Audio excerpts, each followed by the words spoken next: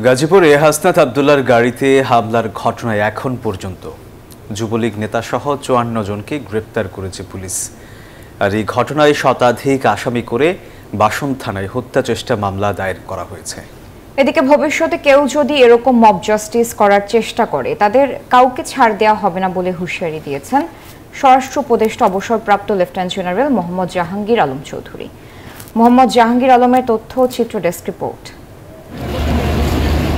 গাজীপুর মহানগরীর চান্দনা চৌরাস্তা এলাকায় জাতীয় নাগরিক পার্টি এনসিপির দক্ষিণাঞ্চলের মুখ্য সমন্বয়ক হাসনাত আব্দুল্লাহর গাড়িতে হামলার ঘটনায় মহানগর পুলিশ বিশেষ অভিযান চালিয়ে এখন পর্যন্ত ৫৪ জনকে আটক করেছে। অভিযান অব্যাহত রয়েছে বলে জানিয়েছে পুলিশ।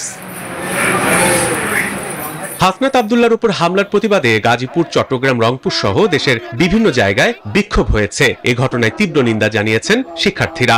আমাদের প্রথম সারির একজন সংগঠক, তার উপর হামলা হলো, কিন্তু এইসব গোয়েন্দা সংস্থাগুলো এখনো দেখা যাচ্ছে যে মেইন যারা আসামি তাদের ট্র্যাক করতে আদৌ পারতেছে কিনা এটা হয়তো আমরা এখনো কেউ জানি না। এনসিপি নেতাকর্মীরা বাসন থানায় আসছি, আমরা এই বিষয়টা নিয়ে মামলা চলমান একটা মামলা প্রসেসিং চলতেছে।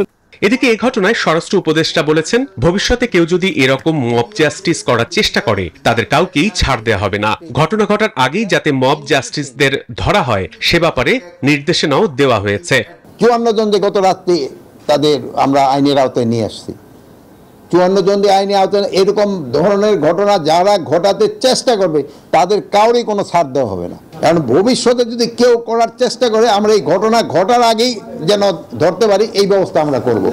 রোববার রাতে হাসনাতের গাড়িতে হামলা করে দুর্বৃত্তরা। হামলায় তিনি আহত হন এবং গাড়ির গ্লাস ভেঙে যায়। Desk report, news 24।